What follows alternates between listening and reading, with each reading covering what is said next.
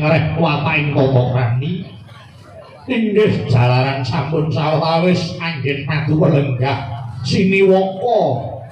ing ngadhep sangya para punggawa dereng kepareng-paring pangandikan para kula tingali paduka sinuwun kados nembe nandhang sungkawa menika menggalih prakawis kala saya dhereng abdipun paraguta cemagung kawula aluga lakuning lekas kula kita linuting kidung